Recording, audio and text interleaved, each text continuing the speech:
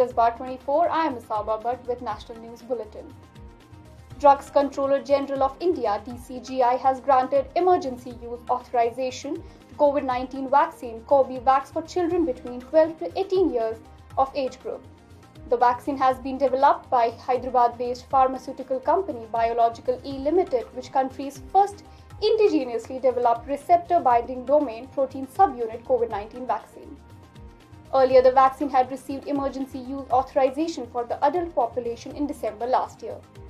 The Corbevax vaccine is administered through an intramuscular route with 2 doses scheduled 28 days apart and is stored at 2 to 8 degrees Celsius temperature. Member Health Niti Aayog Dr. V.K. Paul said with the emergency use approval to Corbevax, the country has now 2 COVID-19 vaccines for children, including Covaxin, which is already in use for the children aged 15 to 18 years. Prime Minister Narendra Modi has said that the decision to set up a national digital university will solve the problem of shortage of seats in educational institutions in India. Addressing a webinar on the positive impact of the Union Budget 2022-23, Modi urged all stakeholders to ensure that the digital universities start functioning as soon as possible. Modi said digital connectivity kept the education system running amid the global pandemic. He said educational infrastructure such as e-Vidya, 1+1 channel, digital labs and digital university are going to help students a lot, emphasizing that education in mother tongue is related to the students' mental development. Modi highlighted that medical and technical education have begun in many states in local languages. Prime Minister said Union Budget for 2022-23 will greatly help implement the national education policy on the ground. Modi said the budget focuses on 5 aspects related to the education sector: universalization of education, quality education, skill development, urban planning and design, internationalization and AVGC. The 4th phase of assembly elections in Uttar Pradesh will be held tomorrow. Voting will take place for 59 assembly seats in this phase. The 9 districts which will go for poll tomorrow are Pilibhit, Lakhimpur, Sitapur, Hardoi, Unnao, Lucknow, Raebareli, Banda and Fatehpur. These districts are spread from Tarai region to Owadh and till Bundelkhand. A total of 624 candidates are in fray for 4th phase of elections. Prominent political parties like BJP, Samajwadi Party, Apna Dal, Bahujan Samaj Party, Azad Samaj Party, AIMIM and Congress have fielded their candidates for this phase of elections. Interesting fight is on 9 assembly seats of state capital Lucknow. BJP won 8 out of the 9 seats in Lucknow while the SP got only 1. Voters will decide the political fate of BJP ministers Ashutosh Tandon, Brijesh Pathak, police officer turned politician Rajeshwar Singh, who is fighting on BJP ticket, Jaya Devi, wife of Union Minister Kaushal Kishore, former ministers in Samajwadi Party government Abhishek Mishra, Ravidas Malhotra and former Samajwadi Party MD Sushila Saroj in Lucknow tomorrow. Over 175 crore 83 lakh vaccine doses have been administered so far under nationwide vaccination drive. Health Ministry said over 35 lakh 50,000 doses were administered yesterday. The recovery rate is currently at 98.38%. Over 34,000 recoveries in the last 24 hours increases total recoveries to 4 crore 21 lakh 58,510. Over 13,000 new cases were recorded in the last 24 hours. India's active caseload currently stands at 1,81,075. Active cases stand at 0.42%, daily positivity rate is at 1.24% and weekly positivity rate is at 1.98%. 235 deaths were reported in last 24 hours. Over 76 crore 12 lakh tests have been conducted so far. Over 10 lakh 84,000 tests were conducted in the last 24 hours.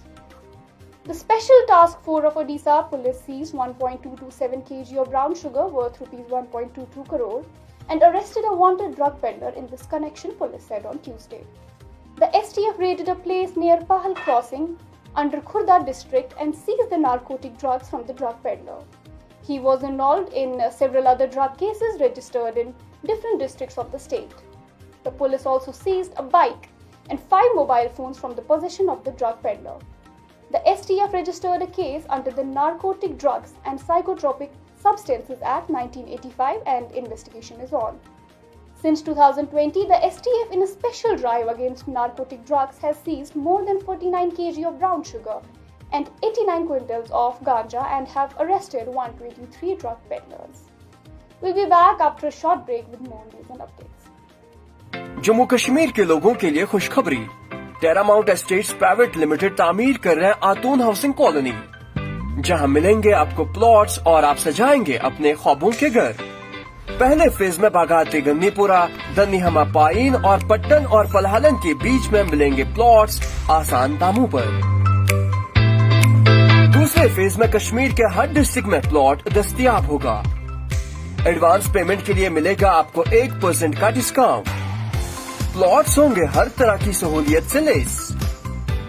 तो कश्मीर में plots खरीदने के लिए राबिता करें टेरामाउंट estates private limited, Jawahar Nagar, Srinagar.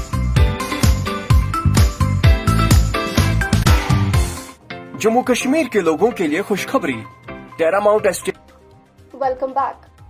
Supreme Court has accepted a review petition filed by Cyrus Mistry challenging the top court's order last year that ruled in favor of Tata Group. The petition was accepted by a 2:1 majority and it will be heard in an open court on March 9.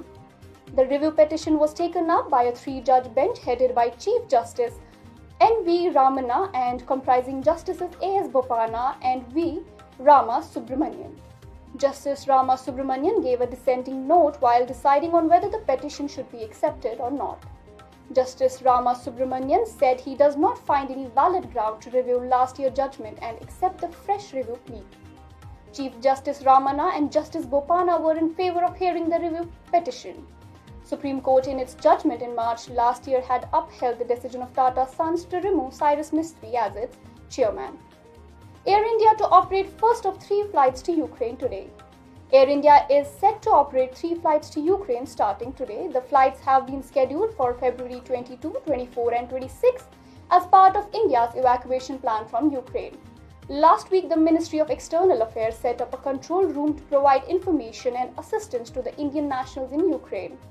The Indian embassy in Ukraine has also set up a 24-hour helpline for Indians in the Eastern European nation. Cancel criminal charges on Patidars or will hold protest, Hardik Patel to government. If there is no action on government's behalf on withdrawal of pending criminal cases lodged against Patidar Anamat Andolan Samiti members during 2015 Patidar reservation agitation before March 23, a statewide agitation will be held, says Gujarat Congress Working President Hardik Patel. PM Modi to address rallies in Manipur, UP today ahead of polls. Prime Minister Narendra Modi will address election rallies in Imphal, Manipur and Bahraich in Uttar Pradesh today. Uttar Pradesh will head for the 4th phase of elections tomorrow, February 23, while Manipur will go to polls in a single phase on February 27. India emphasizes on international peace, security, calls for utmost restraint at UNSC meet. We strongly emphasize the vital need for all sides to maintain international peace and security by exercising the utmost restraint and intensifying diplomatic efforts to ensure that a mutually amicable solution is arrived at the earliest, says India at UNSC meet on Ukraine. Safety and security of civilians essential. More than 20,000 Indian students and nationals live and study in different parts of Ukraine, including its border areas. The well-being of Indians is of priority to us, said India's permanent representative to the UN, T.S. Tirumurti. That's all for today. Keep watching Misabah Bhat.